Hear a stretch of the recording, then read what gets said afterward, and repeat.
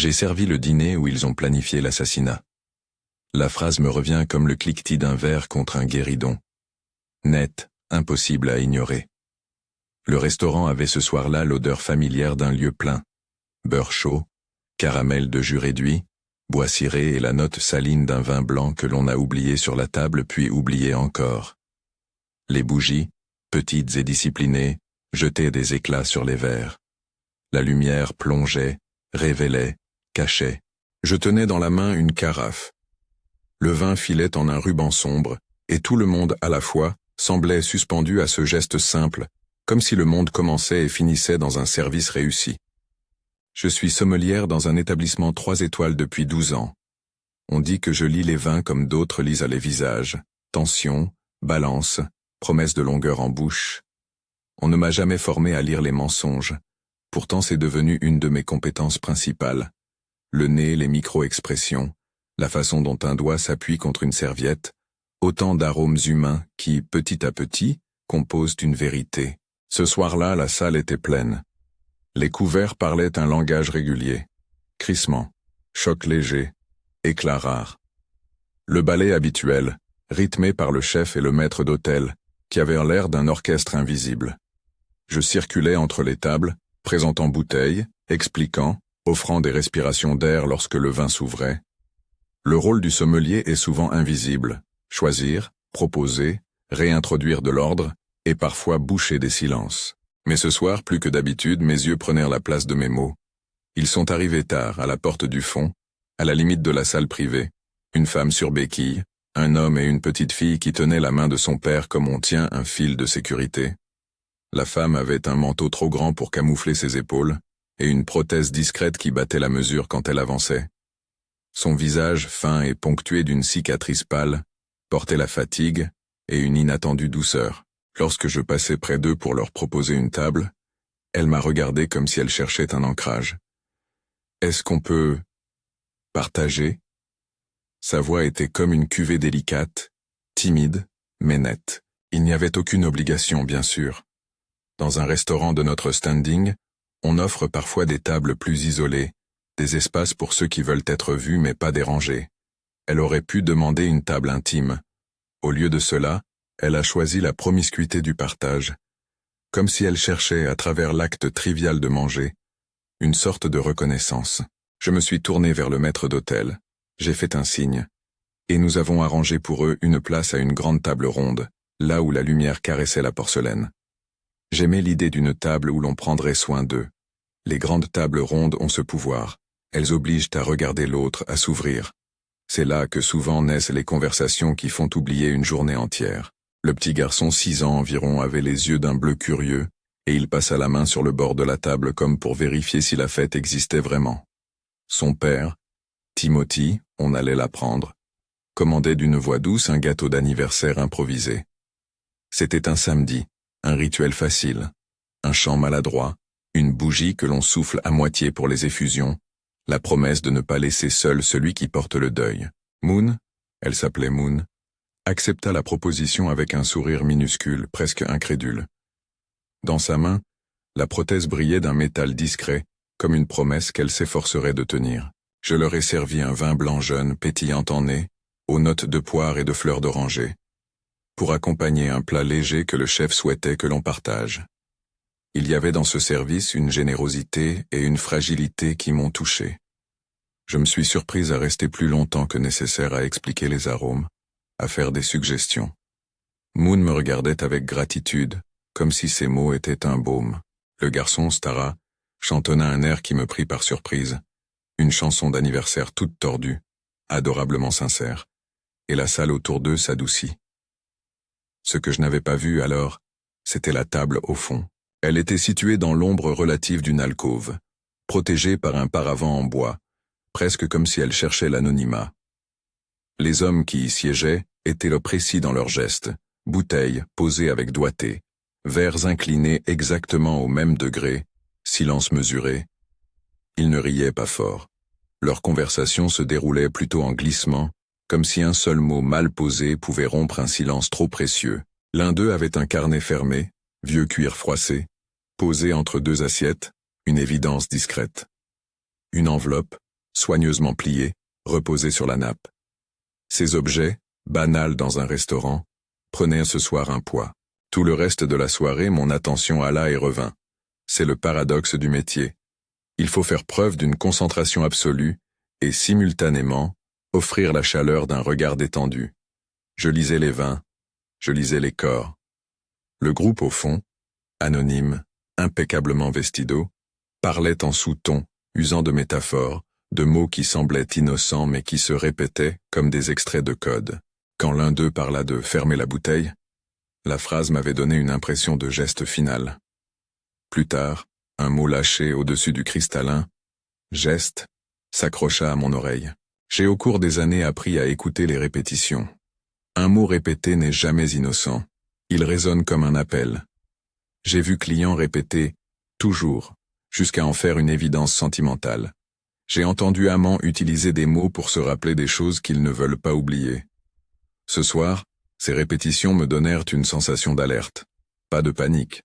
Un froissement derrière le velours d'un comportement trop contrôlé. Je n'étais pas la seule à observer. Le maître d'hôtel, visage impassible, glissait entre les tables avec l'affût d'un marin qui jauge le courant.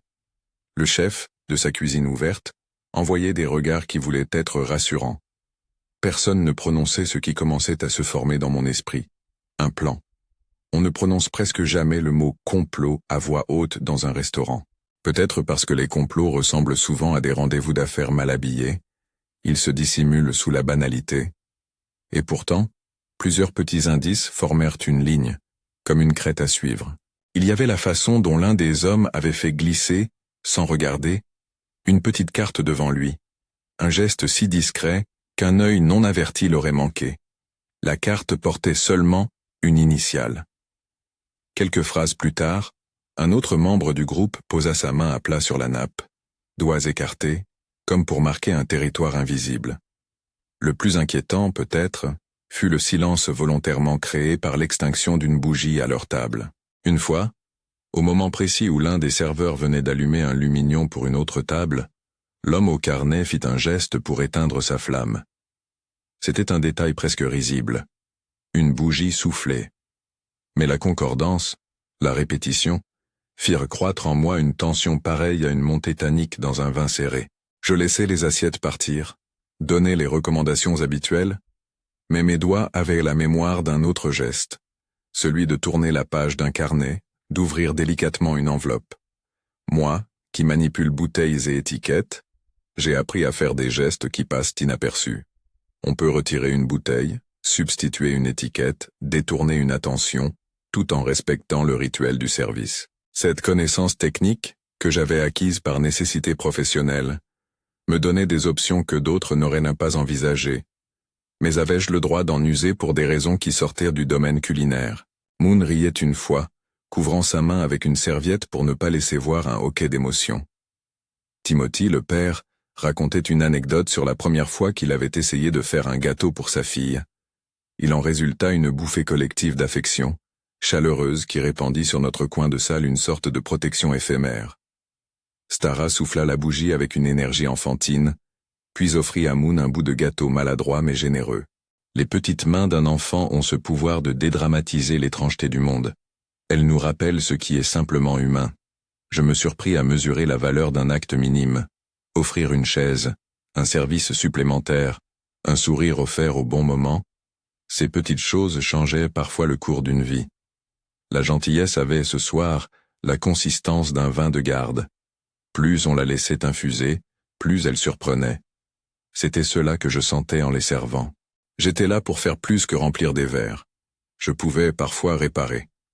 C'est précisément cette conviction qui m'a mise face à mon dilemme. Rester dans la neutralité professionnelle ou intervenir.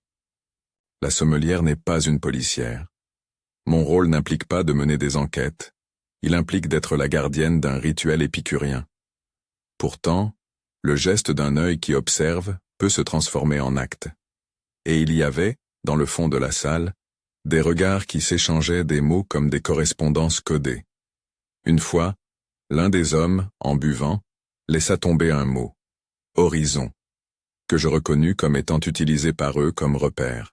Plus tard, la phrase « la petite table ronde » prononcées légèrement, fit résonner en moi une angoisse sourde. Par association, leurs paroles étaient devenues une cartographie d'intentions. Je ne dis rien. Je servis une autre bouteille, expliquai la note finale d'un vin rouge qui vieillissait sur l'ongle du palais, conseillait sur l'accord idéal. Chaque fois que je revenais près de la table de Moon, mes yeux croisèrent la nappe du fond, et j'essayais de ne pas laisser transparaître ma préoccupation. Le maître d'hôtel, habitué aux aléas, semblait avoir ressenti quelque chose lui aussi, un frisson léger dans son regard. Nous étions deux à savoir sans parler. C'est alors que je songeais à mes propres fantômes. Il y a 5 ans, j'ai perdu quelqu'un d'important. Le deuil a ce goût métallique qui colle à la langue. Il vous apprend la valeur des petites attentions, la façon dont un plat partagé peut être une forme de consolation. La prothèse de Moon n'était pas seulement une marque de douleur, elle était la preuve d'un parcours de reconstruction. En la voyant, je me suis souvenu de mes propres mains qui tremblaient la première fois que je les ai posées sur un tire-bouchon après la perte. Ces souvenirs, intimes, me portèrent vers une décision. Je ne pouvais pas regarder l'ombre grandir sans intervenir d'une façon ou d'une autre. Les options se bousculaient dans la tête comme des bouteilles sur un présentoir. Alerter la police, déclencher une panique dans un lieu plein de monde. Cela aurait exposé beaucoup d'innocents, précipiter des choses sans garantie. Faire mine de ne rien voir me rongerait de culpabilité. Manipuler le service de manière à interrompre leur plan? C'était risqué, mais techniquement possible. Mon esprit de sommelière me montrait des gestes de détournement. Remplacer une bouteille programmée, proposer un toast improvisé qui capterait l'attention, faire revenir la musique un peu plus forte. Ces solutions restaient des métaphores culinaires, appliquées à une situation qui n'était plus seulement gastronomique. Je commençais à tester des petits changements, discrets, pour voir leur réaction. À la table du fond, l'un des hommes ramena une flûte à la bouche, comme pour masquer un sourire. Un autre posa la main sur l'enveloppe et la rapprocha de son cœur. J'imaginais toutes sortes de conséquences. Si j'agissais, pourrait-on m'accuser ensuite d'avoir outrepassé mon rôle? Ou serais-je simplement la personne qui, ce soir-là, a empêché une guillotine sociale de tomber? La cuisine envoya une entrée supplémentaire à une table voisine. C'était un prétexte parfait pour faire remonter le rythme du service et, peut-être, disperser une concentration. Je fis signe au maître d'hôtel d'envoyer un amuse-bouche au salon, et il le fit sans question. Ce n'était qu'un leurre, un léger courant d'air qui modifiait le plan de la pièce. La table du fond plissa devant ce changement, non pas en colère mais en légère irritation, une perturbation, mais acceptable. Ils se réorganisèrent, ajustèrent la carte, et l'un d'eux reprit sa lecture comme si de rien n'était. Ce que j'appelais un succès modeste me fit sentir plus dangereuse et plus déterminée à la fois. À ce moment, Moon me regarda en passant une main sur sa robe pour chasser une miette de farine du gâteau. Son regard rencontra le mien, et il y avait là une reconnaissance simple, comme si elle savait que j'étais de son côté, non pas pour des raisons héroïques, mais parce que nous étions humains partageant un moment. Je lui souris, et ce sourire me donna une sorte d'autorisation morale. Protéger ceux qui cherchent refuge à notre table semblait être une extension naturelle de ce que nous faisons chaque soir. Plus tard, alors que la nuit se faisait plus dense, l'un des hommes sortit un petit paquet du cuir de son carnet. Il contenait une feuille fine, probablement une note codée. Il la déroula et la glissa sous la nappe, comme pour cacher une minuscule géographie. Le fait qu'il le fasse avec tant de délicatesse me frappa plus que le geste lui-même. Si l'on voulait planifier quelque chose, on le ferait dans les plis de l'ordinaire pour éviter d'être remarqué. C'est dans ces plis que j'avais l'habitude de retrouver les meilleures bouteilles, celles qui se cachent derrière les étiquettes usées. Je commençais alors à jouer avec le service d'une manière plus délibérée. Une bouteille que j'avais réservée pour une table voisine fut proposée, au dernier moment, à la table du fond. Non pas pour qu'il la boive, mais pour voir comment il réagirait. Le serveur, complice sans s'en rendre vraiment compte, présenta la bouteille avec la grâce d'un fakir. L'un des hommes la regarda, posa un doigt sur l'étiquette, et sourit d'un sourire qui n'était pas pour le vin. Ses réactions étaient des signes, des brisures dans la façade. Il y eut un autre geste anodin aux yeux d'un client, qui fit basculer mon inquiétude en certitude. L'un des hommes demanda poliment au maître d'hôtel de repousser légèrement une lampe. Le maître, pensant qu'il s'agissait d'un caprice esthétique, obéit. La lumière tomba différemment, et avec elle un champ de visibilité dans lequel ils auraient préféré travailler. Cela ne prouverait rien à lui seul. En revanche, associé à la présence d'une enveloppe, à des mots répétés, au comportement coordonné, cela devint une pièce d'un puzzle. Je pris une décision que je n'aurais peut-être pas prise autrefois. Je mis par écrit ce que je voyais. Ce n'était pas une démarche héroïque, c'était une formalité. Je notais mentalement les moments, les phrases, l'ordre des gestes. Je pris une photo discrète de la nappe avec mon téléphone. Une nuance de témoin moderne. Le geste me rendit nerveuse, comme si je rompais un pacte non écrit du restaurant qui veut que l'on protège ses clients même des vérités. Mon téléphone vibra, et je laissai l'écran dans ma poche. Je ne voulais pas attirer l'attention. Ce qui demeurait, malgré tout, était la chaleur humaine que Moon et Timothy apportaient à notre table. Leur conversation, ponctuée d'anecdotes sur la petite Stara, d'une tendresse maladroite, donnait au soir une autre trajectoire possible. Celle d'un sauvetage discret par la banalité. Ils m'ont rappelé pourquoi je faisais ce métier. Créer des moments où l'on se sent vu et protégé. Et c'est précisément ce que je me suis dit quand je choisis, finalement, de franchir la ligne entre observation et intervention. Je décidai de provoquer un événement simple mais effectif. Une chanson. Pas une chanson quelconque, mais la chorale maladroite d'un groupe de serveurs que nous aimons utiliser pour célébrer les anniversaires. Un moment qu'on programme parfois pour rompre la monotonie. Si l'on déclenchait la musique et les chants autour de la table de Moon, cela attirerait tous les regards, disperserait l'attention, et obligerait le groupe du fond à se repositionner, à révéler peut-être une nervosité que je pourrais ensuite exploiter pour en savoir plus. C'est là que la pièce suivante de mon plan se formait, et c'est aussi l'endroit où je m'arrête, au bord d'un geste qui pourrait tout changer. Je fis un signe à la jeune serveuse qui posait des verres et lui murmurait de préparer la petite fanfare d'anniversaire. Elle acquiesça, un peu surprise, et comme toujours dans les coulisses, la décision fut prise avec la rapidité d'un service bien rodé. Les verres tinteraient, les couverts chocsaderaient, la musique couvrirait les mots échangés. Peut-être serait-ce suffisant pour disperser ce que j'avais perçu. Peut-être ne le serait-ce pas. Peut-être que mon geste tirerait un fil que je ne pourrais plus contrôler. Je regardai une dernière fois Moon. Elle frottait la main de son enfant, les yeux mi-clos dans un mélange de fatigue et de bonheur. Stara leva la tête vers moi, et ses yeux dirent une chose que les adultes oublient parfois. « Fais ce que tu dois. » J'ai senti alors, plus fort que la peur, la responsabilité de la table. J'appuyai sur le petit bouton qui lancera la musique. Le haut-parleur se mit à crachoter une introduction gaie. Dans la salle, des sourires apparurent. La musique monta. Au fond, sous le paravent, quelque chose de subtil changea. Une main se leva pour couvrir la feuille sous la nappe. Un regard alerta se planta sur la porte. Un carnet fut ouvert plus grand. Le mouvement d'ensemble de la salle provoqua une sorte de déséquilibre contrôlé. C'était le moment d'agir. Et je savais, à cet instant, que je n'avais plus le temps de reculer. Je ne vous dirai pas ici ce qui s'est réellement passé immédiatement après ce geste. Ce que je peux dire, c'est que la musique a fait son œuvre. Elle a offert une fenêtre, un espace, une possibilité. Et dans cet espace, j'ai senti le poids d'un choix qui m'appartiendrait désormais pour toujours. La chanson débuta maladroitement, et la salle se vida d'un peu de son. Les voix des serveurs, fausses et joyeuses, montèrent comme un rideau. Les tasses cliquetèrent, des mains frappèrent des tables, des sourires se déclenchèrent à droite et à gauche.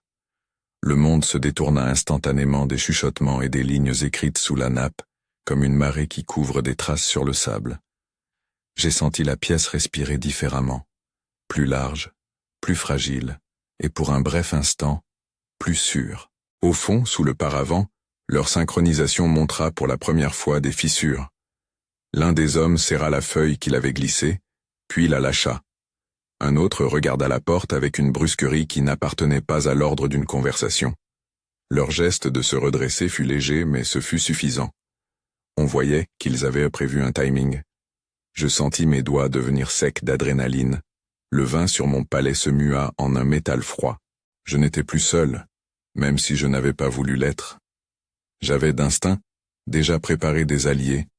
Le maître d'hôtel, ce pilier calme qui connaissait la salle comme on connaît une partition, le serveur qui avait l'œil vif et la jeune fille qui avait accepté à demi-mot d'être ma complicée musicale. Avant le service, J'avais lancé, avec une évidente nonchalance, un message court au chef. Positionner le dessert tard. Prépare interrogation discrète si besoin. Les mots que j'avais choisis étaient vagues. Mais il y avait dans la brigade une mémoire des choses non dites. Le chef répondit par un emoji improbable et un salut rapide. Il comprit l'urgence du ton derrière mon texte. La musique atteignit son apogée et comme prévu détourna l'attention. J'avais un plan qui n'était pas un plan au sens technique du terme, mais une série de micro-mouvements.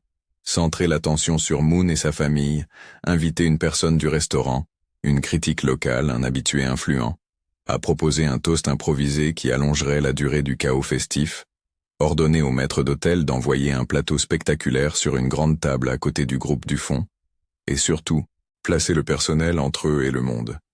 Tout cela devait créer une gêne suffisante pour que la coordination externe du groupe se dégrade. Je me glissais près de la table de Moon, avec l'air d'une amie attendrie. Je pris la main de Stara dans la mienne pour la guider vers la position la plus visible. Je fis semblant de lui demander si elle voulait souffler à nouveau la bougie, histoire de prolonger le moment. Moon me lança un regard, quelque chose comme une bénédiction discrète. Ce regard fut mon balancier moral. S'ils partaient affronter ceux qui leur faisaient peur, je les aurais envoyés avec la sécurité d'avoir essayé.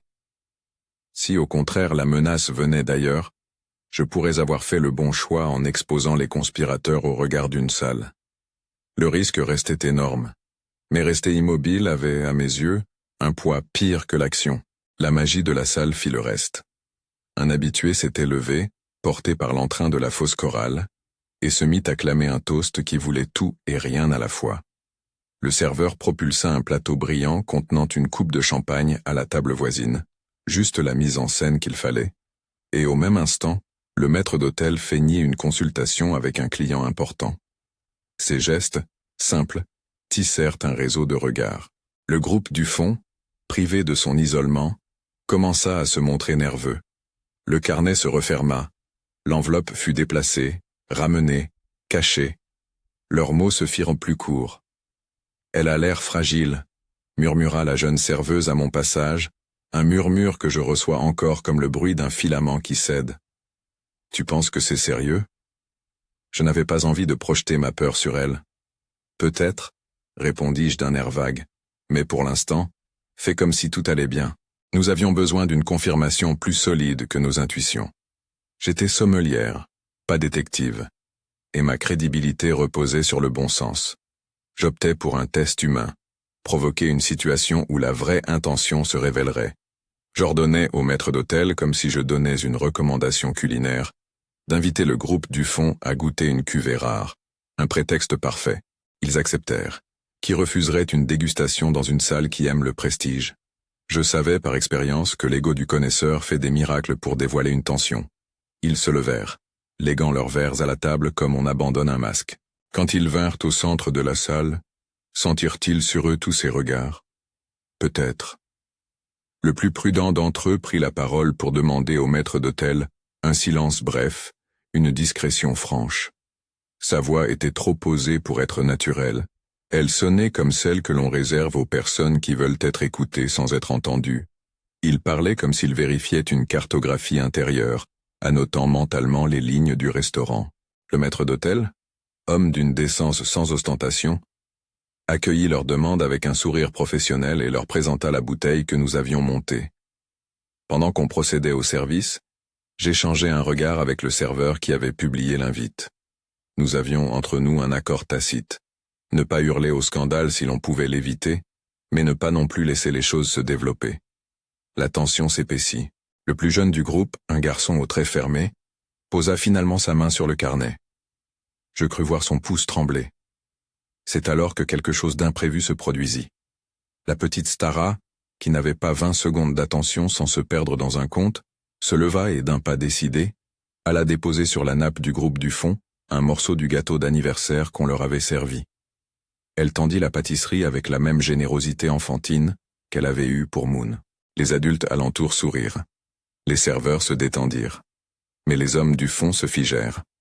L'un d'eux haussa un sourcil, comme s'il avait vu un signal qui n'aurait pas dû être là. Il fut le premier à perdre sa contenance. Le geste de Stara pouvait être interprété comme une innocente maladresse. C'était surtout un acte de démocratie affective. Ce que la salle reconnut, en un instant, ce fut la vérité simple que porte un enfant. La générosité n'est jamais calculée, et elle broie parfois la mécanique de la violence.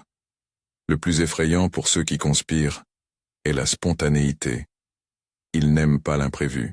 Profitant de ce moment de flottement, le maître d'hôtel se glissa près d'eux avec une politesse ferme, et en quelques phrases choisies, offrit de les accompagner dans une autre salle pour une dégustation plus privée. « Nous avons une cave à l'arrière », dit-il doucement. « Un lieu plus adapté pour des décantations. » Il ne proposa pas seulement une alternative. Il les éloigna de l'épicentre, du théâtre, où leurs gestes avaient le plus d'impact. Je vis le plus âgé s'opposer presque instinctivement, puis céder. Ils semblèrent accepter lentement, en réajustant des composantes de leur plan comme on replace des verres sur une table qui branle. Ils partirent en file indienne, et chaque pas qu'ils firent vers l'arrière du restaurant me fit sentir que j'enlevais un caillou d'un engrenage dangereux. Les seconds où la salle retrouva son souffle furent des années. Pourtant, je savais que les éloigner du centre ne signifiait pas les neutraliser. Si leur intention était réelle, ils auraient prévu des relais, des tunnels ou des complices. Il fallait agir encore. Le chef, discret comme un couteau dans son fourreau, fit une proposition que nous n'avions pas envisagée. Garder la porte de service fermée pour quelques minutes, invoquant un contrôle de température pour un plat. Ce mensonge technique était un parapluie légal dans notre monde de loi and manners. Il ferma la frontière entre la salle et l'arrière-boutique. Le personnel de sécurité, informé en silence, se posta dans les couloirs. Je vis leurs silhouettes masquées, sculpture d'un professionnalisme froid. Quand la porte s'ouvrit de nouveau, j'ai vu la tension claire sur les visages des hommes du fond. Ils avaient perdu leur isolement. Ils parlèrent à voix basse, puis plus vite, comme si un moteur interne leur imposait de conclure rapidement.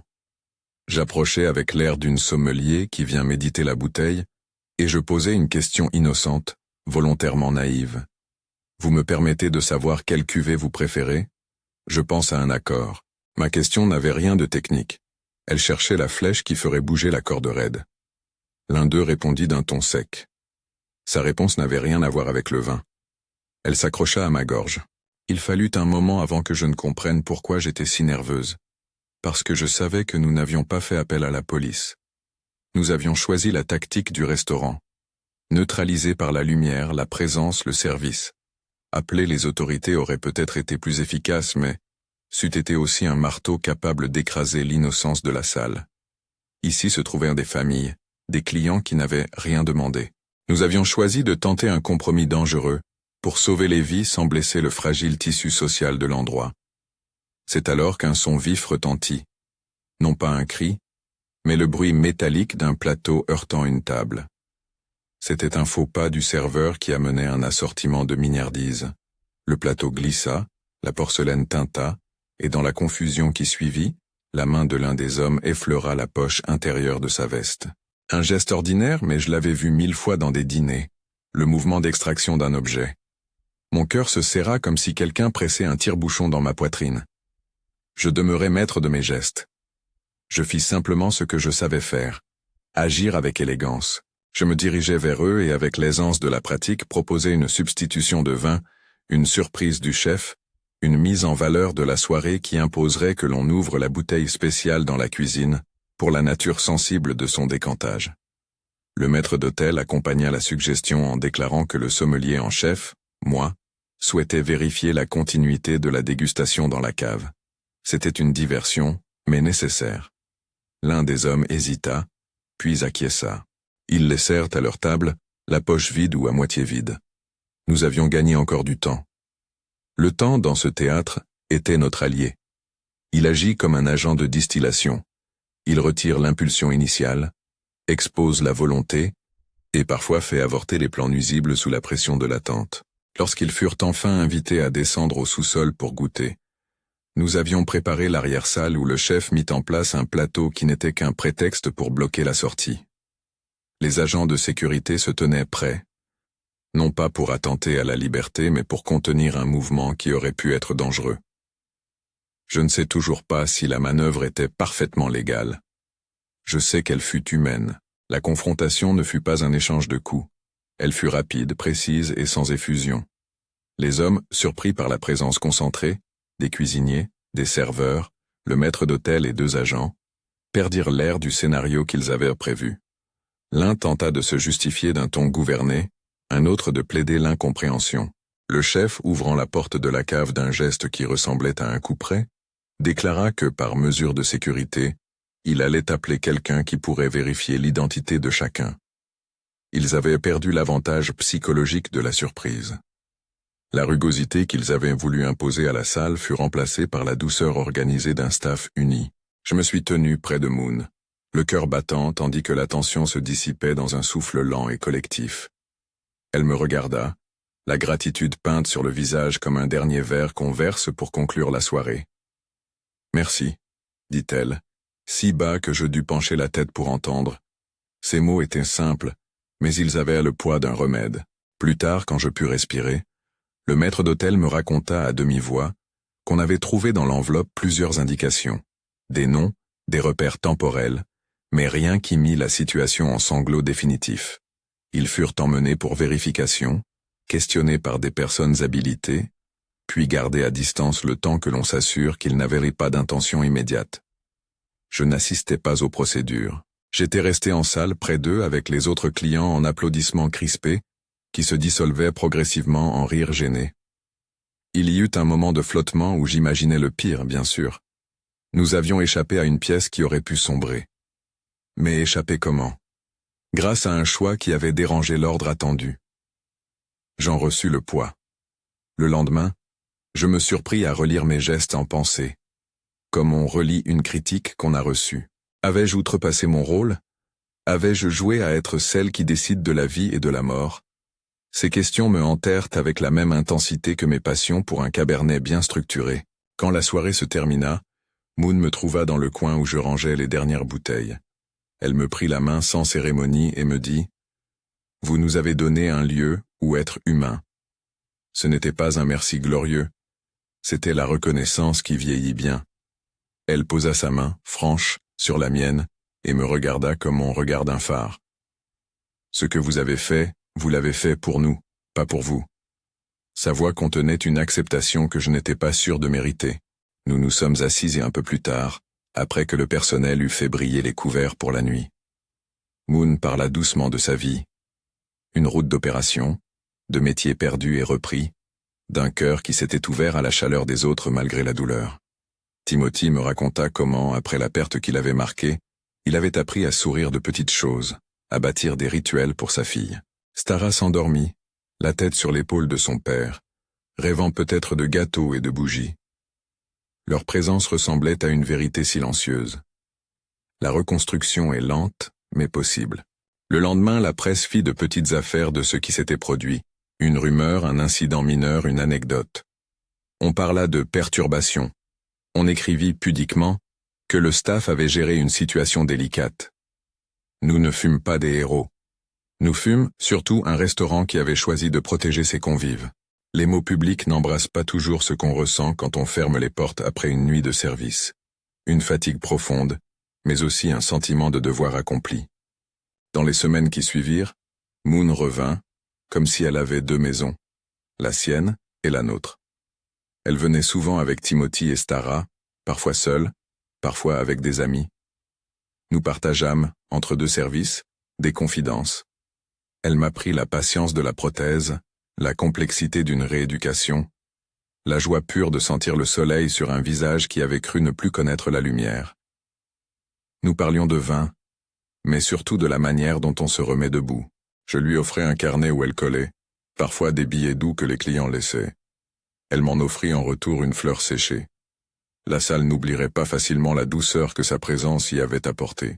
Avec le temps, l'histoire que l'on raconte à soi-même change. Au début, je disais « J'ai servi le dîner où ils ont planifié l'assassinat ». Cela sonnait bien, presque théâtral. Maintenant, je préfère dire autre chose. J'ai servi le dîner où un complot a trouvé sa fin et où une famille a trouvé une table. Les mots ont glissé. Le drame s'est mué en une histoire de secours mutuel. J'ai appris que les phrases chocs ne rendent pas justice aux nuits entières où l'on s'assoit, où l'on partage, où l'on décide, petit geste après petit geste, de protéger. Je ne prétends pas que tout est réglé. Les cicatrices, visibles ou non, demeurent. Moon porte encore la mémoire d'une perte, Timothy porte l'ombre d'un deuil, et moi, je porte la question de jusqu'où l'on peut aller pour garder la paix d'un lieu. Mais nous avons un endroit où les rires reprennent leur place, où la musique parfois se glisse de nouveau pour un anniversaire, et où Stara, désormais plus confiante, apprend à demander des parts supplémentaires de gâteau sans que la peur ne l'accompagne. Parfois tard, quand la salle est vide et que la lueur des chandelles a cédé la place à l'absence, je range les bouteilles et je repense à cette nuit comme on replie une nappe. Je repense aux signes, aux gestes, aux petites interventions qui, assemblées, ont fait une différence. On m'a appris à déceler les subtilités d'un cru. J'ai appris aussi à repérer les ténèbres qui se cachent dans les plis de l'ordinaire. Ce double métier m'a rendu attentive à deux choses simultanément, aux promesses d'un vin et à la fragilité d'une vie. Des clients me demandent parfois pourquoi nous gardons encore la vieille table ronde, celle où Moon et sa famille se sont assis la première fois. Je leur réponds que certaines tables prennent une mémoire, la retiennent comme un tissu.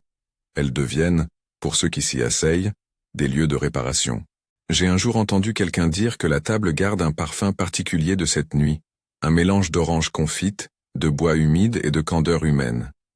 Je souris parce que je sais que ce n'est pas le vin qui resta, c'est la somme des gestes qui fit tenir les gens ensemble. Il y eut des remarques, bien sûr. Quelques voix m'ont demandé si j'avais outrepassé mon rôle, si je n'avais pas pris sur moi une responsabilité qui n'était pas la mienne. Il m'a fallu du temps pour accepter que la réponse n'est pas binaire. Parfois, notre métier nous appelle à être la conscience collective d'un lieu. Nous devons, comme des vignerons qui choisissent le moment de la vendange, savoir quand récolter et quand patienter. Ce soir-là, j'ai choisi de récolter une nuit d'humanité plutôt que de laisser fermenter la mer. La famille que nous avons vue se composer là n'est pas parfaite, et c'est ce qui la rend vraie. Moon a appris à accepter les mains qui l'aident. Timothy a compris que s'ouvrir ne signifie pas trahir la mémoire. Stara a découvert que les bougies se soufflent, non pour s'éteindre, mais pour recommencer. Quant à moi, j'ai reçu en remerciement un petit bracelet tressé que Stara avait confectionné avec la concentration d'une artisane. Je le porte parfois quand je sers. Il roule autour de mon poignet comme un rappel. Je me permets encore parfois de repenser à ce que j'ai failli être. Une simple exécutante, un rouage immobile. La vérité, que j'ai apprise face aux bouquets et aux accords, c'est que les lieux qui accueillent contiennent aussi la possibilité de changer la trajectoire d'une vie. Une table partagée a la force d'un trait d'union. Et souvent, ce sont les plus petites décisions, offrir une chaise, prolonger une chanson, remplacer une bouteille, qui sauvent ou réparent. Il y a dans tout cela une leçon persistante et douce. Les humains s'assemblent autour de choses qui les dépassent, et, en même temps, se sauvent par des gestes minuscules. J'ai servi beaucoup de dîners, mais j'en ai servi un qui m'a changé. Peut-être est-ce pour cela que je répète encore, parfois, la même phrase avec un mélange d'étonnement et d'ennui. J'ai servi le dîner où ils ont planifié l'assassinat. Elle rattache le passé à mon présent, et chaque fois que je la dis, je rajoute un détail. La manière dont la salle a retenu son souffle, le sourire de Moon, la main chaude de Timothy, la patience d'un maître d'hôtel. Aujourd'hui, quand je présente une bouteille, je ne me contente plus d'en décrire les arômes. Je me demande aussi ce qu'elle va faire pour ceux qui la partageront. Ça a l'air d'un non-sens, un caprice professionnel. Et pourtant, c'est devenu ma façon de comprendre le monde. Je respecte la délicatesse des choses, je protège les fragilités, j'écoute les répétitions, et quand il faut, j'interromps le service pour empêcher que la morsure du mal n'atteigne des vies. Parfois, à la fermeture, Moon reste pour dire merci une dernière fois avant de rentrer chez elle. Nous parlons peu, nos échanges s'installent dans la familiarité d'un rituel.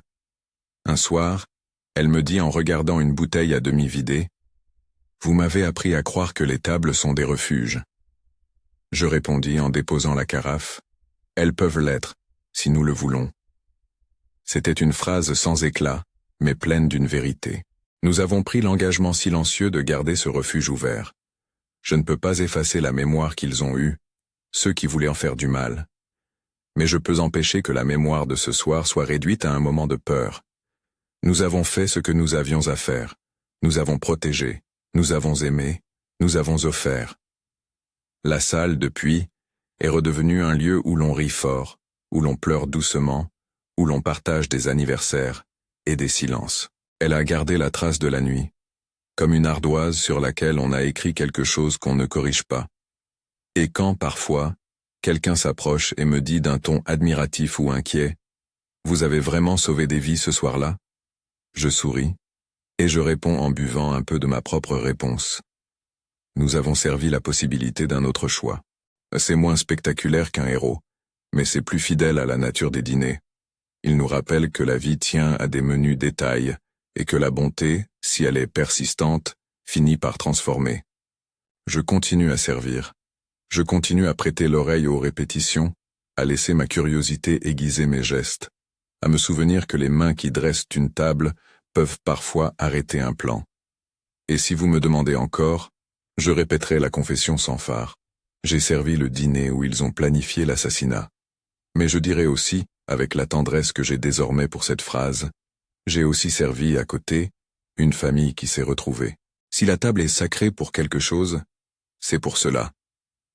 Abonnez-vous si cette histoire vous a touché et partagez-la avec quelqu'un qui croit encore au pouvoir des petites choses. Et alors vous saurez pourquoi, parfois, le service n'est pas seulement un métier, mais une manière de veiller sur le monde.